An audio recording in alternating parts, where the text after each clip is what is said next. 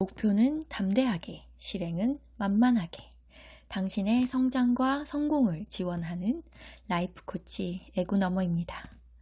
오늘 함께 하실 책은 문학동네에서 펴낸 파울로 코엘료의 연금술사 함께 하겠습니다. 지금 내가 가고 있는 길이 맞나? 내가 지금 잘 하고 있는 걸까? 다른 사람과 비교되고 자꾸 주눅드신 분들 계시면 이 책 읽어보시기를 추천드립니다. 산티아고는 16살 때까지 신학교를 다녔다. 그의 부모는 그가 신부가 되어 단지 먹을 것과 물을 얻기 위해 일하는 생활을 벗어나 보잘것없는 시골 집안의 자랑이 되어주기를 바랐다. 그는 라틴어와 스페인어 그리고 신학을 공부했다. 하지만 조금씩 나이가 들면서 그는 더 넓은 세상을 알고 싶었다. 그것은 신이나 인류의 죄악에 대해 아는 것보다 중요한 일 같았다. 어느 날 저녁 집에 다니러 왔다가 그는 용기를 내어 아버지에게 신부가 되는 길을 포기하고 싶다고 했다. 아버지, 저는 세상을 두루 여행하고 싶습니다.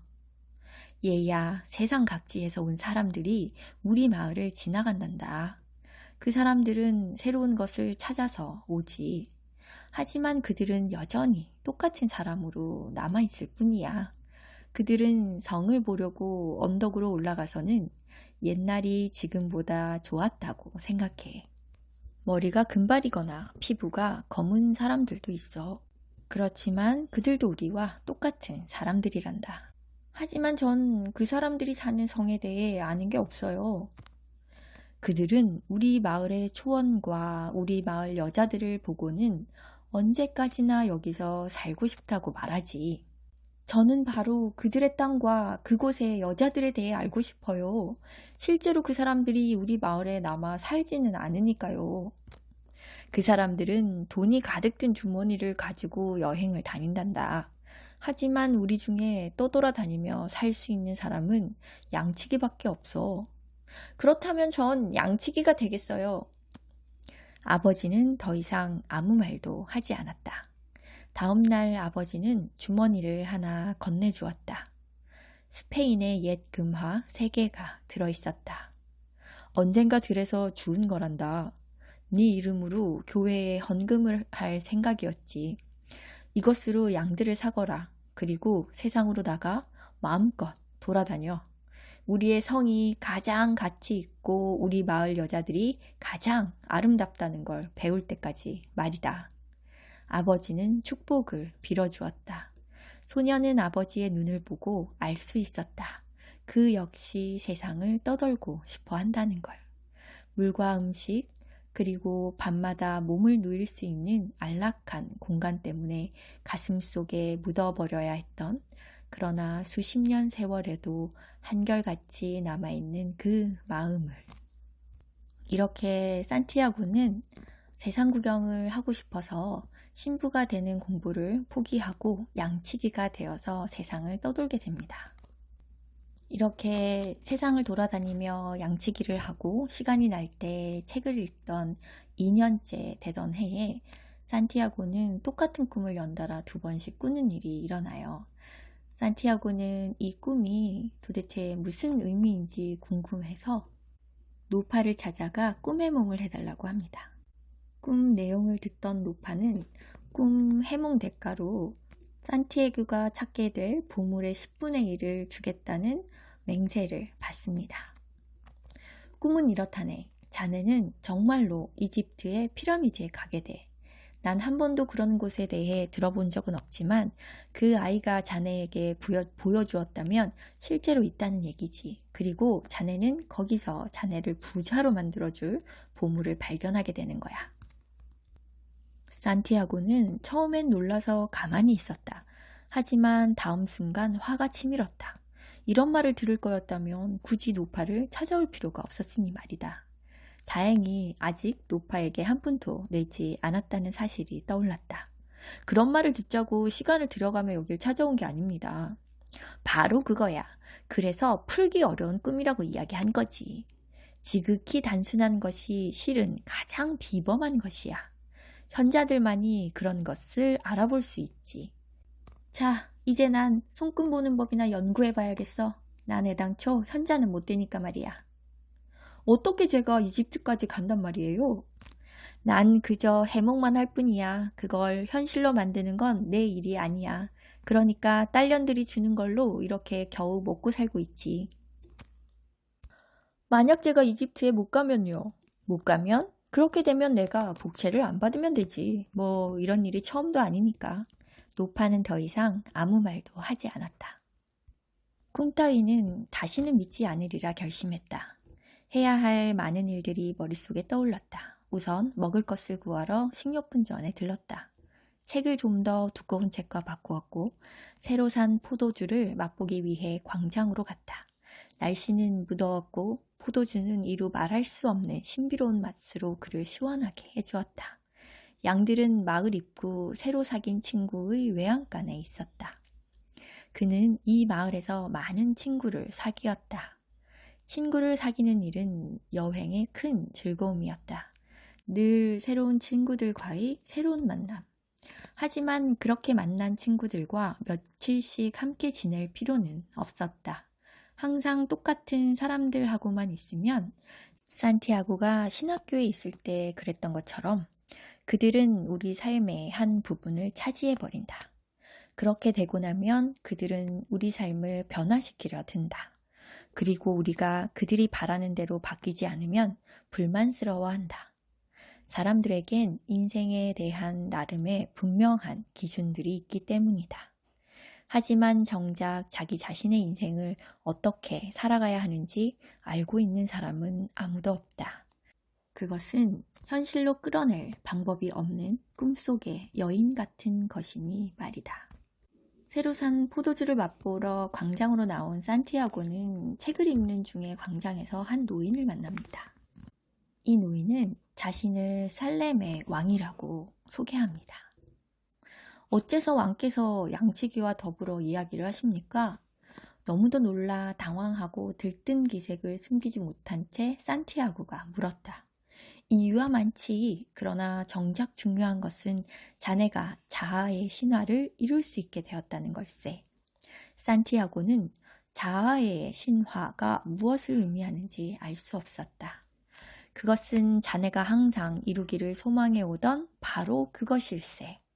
우리들 각자는 젊음의 초입에서 자신의 자아의 신화가 무엇인지 알게 되지. 그 시절에는 모든 것이 분명하고 모든 것이 가능해 보여. 그래서 젊은이들은 그 모두를 꿈꾸고 소망하기를 주저하지 않는다네. 하지만 시간이 지남에 따라 알 수 없는 어떤 힘이 그 신화의 실현이 불가능함을 깨닫게 해주지. 노인의 이야기는 젊은 양치기에게 그리 대단한 것처럼 느껴지지는 않았다. 그러나 그는 그 알 수 없는 어떤 힘이 무언지 알고 싶었다. 가게 주인의 딸에게 그 이야기를 해주면 아주 놀라워할 것이 틀림없었다. 그것은 나쁘게 느껴지는 기운이지. 하지만 사실은 바로 그 기운이 자아의 신화를 실현할 수 있도록 도와준다네. 자네의 정신과 의지를 단련시켜주지. 이 세상에는 위대한 진실이 하나 있어. 무언가를 온 마음을 다해 원한다면 반드시 그렇게 된다는 거야. 무언가를 바라는 마음은 곧 우주의 마음으로부터 비롯된 때문이지. 그리고 그것을 실현하는 게 이 땅에서 자네가 맡은 임무라네. 그저 떠돌아다니고 싶은 마음도 그런 것인가요? 양털 가게 주인 딸과 결혼하고 싶다는 마음도요? 아무렴 보물을 찾겠다는 마음도 마찬가지야.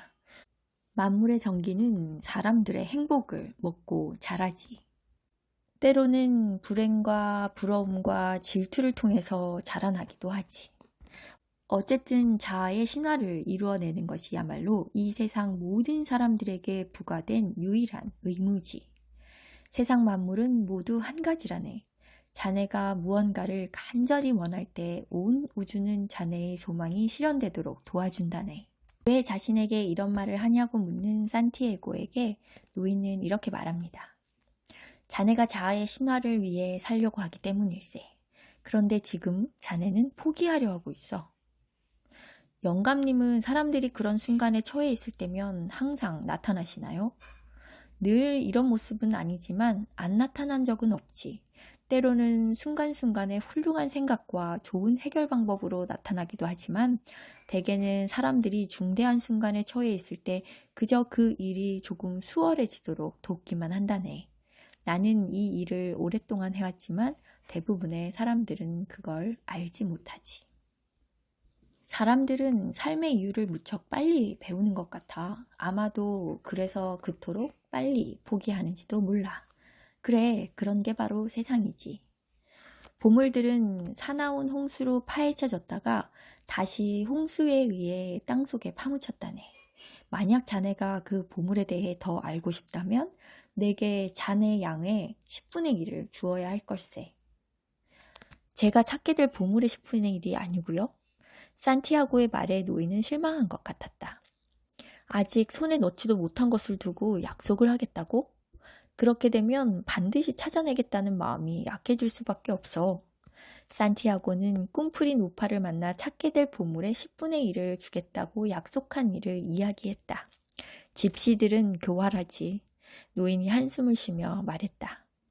하지만 어떤 식으로든 인생의 모든 일에는 치러야 할 대가가 있다는 것을 배우는 건 좋은 일일세. 그건 바로 광명의 전사들이 가르치려고 노력하는 것이기도 하지. 이렇게 말하며 노인은 산티아고에게 책을 돌려주었다. 내일 이 시각에 자네 양의 10분의 1을 내게 가져오게. 난 자네에게 감추어진 보물을 찾는 방법을 알려주겠네. 그럼 잘 가게.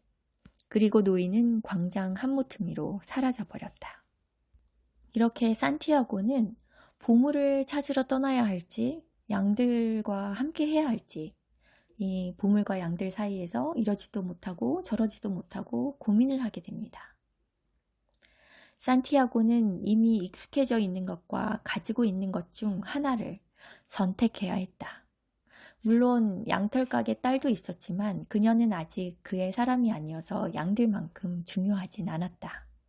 이틀 후 그가 그녀 앞에 나타나지 않아도 그녀는 그 사실을 알아채지도 못할 것이다. 그녀에겐 모든 날들이 다 똑같을 것이고 그건 다른 사람들도 마찬가지였다.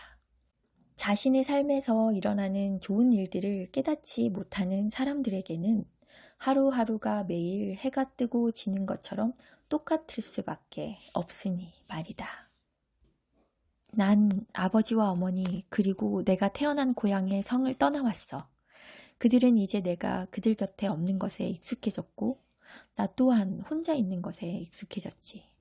양들도 곧 내가 없는 것에 익숙해질 거야.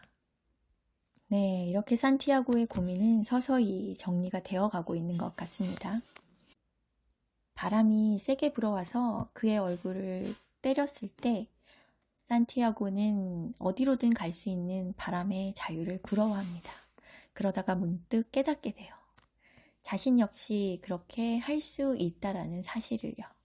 떠나지 못하게 그를 막는 것은 자기 말고는 아무도 없었다는 사실을 깨닫게 되죠.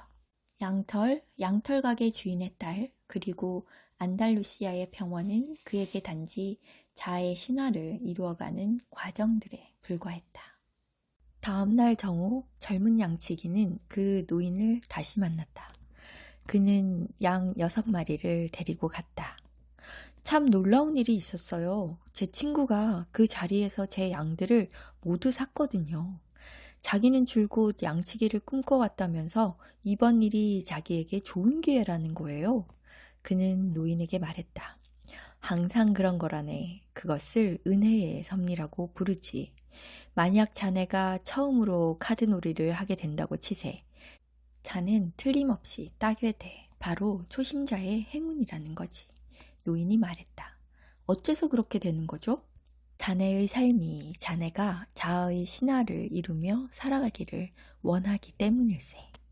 노인은 이렇게 대답하고는 양 6마리를 살펴보기 시작했다. 한 마리가 다리를 절고 있었다.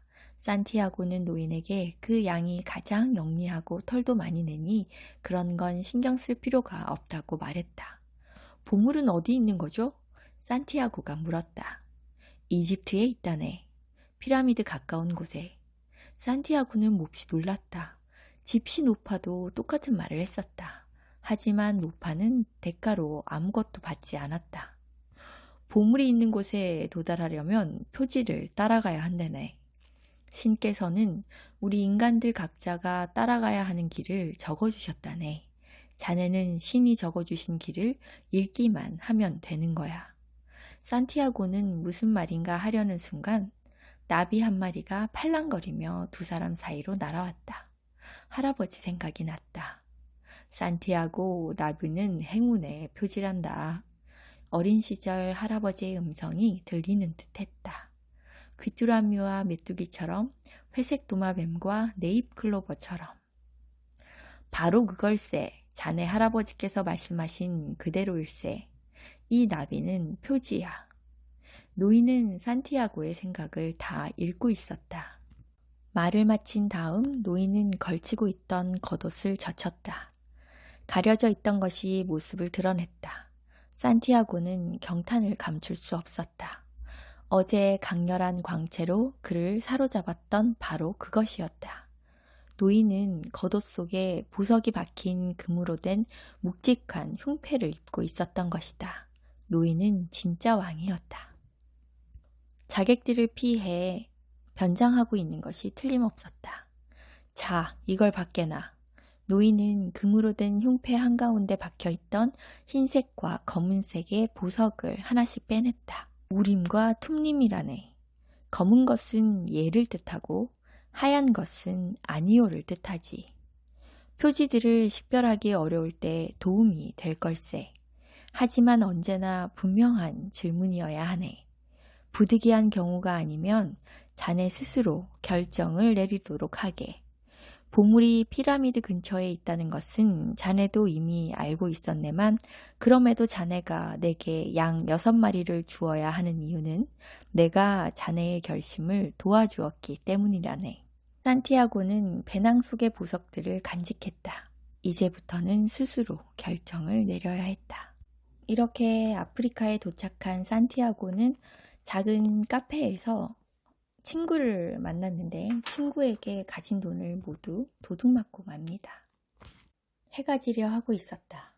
산티아고는 광장을 둘러싸고 있는 하얀 집들 뒤로 해가 몸을 숨길 때까지 오랫동안 해를 바라보았다. 그는 오늘 아침 저 해가 떠오를 때까지만 해도 다른 대륙에 있었다. 60마리의 양을 거느리는 양치기였으며 한 소녀를 만날 생각에 부풀어 있었다.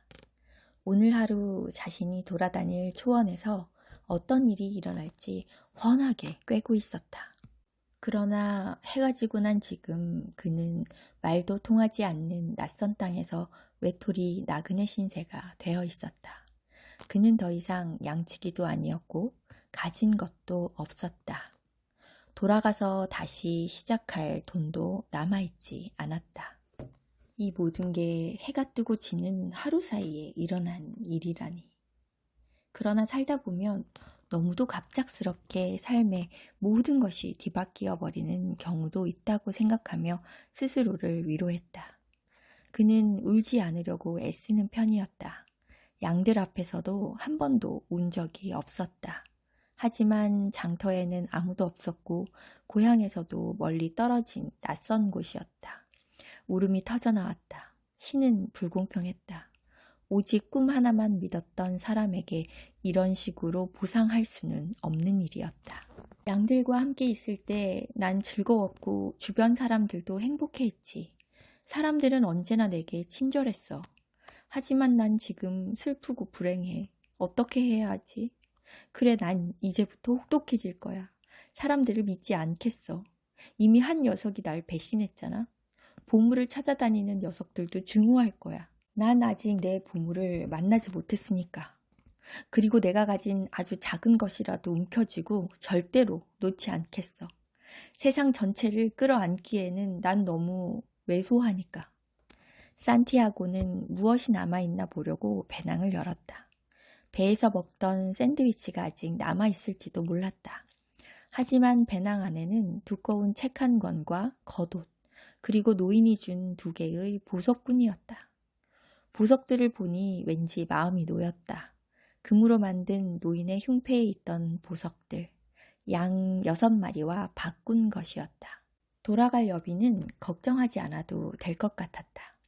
이제부턴 영악하게 행동하겠어. 산티아고는 마음을 굳게 다지며 보석들을 배낭 깊숙한 곳에 숨겼다. 이곳은 부둣가였고 달아난 그 친구가 진실을 말한 게 있다면 부둣가에는 도둑이 많다는 점이었다.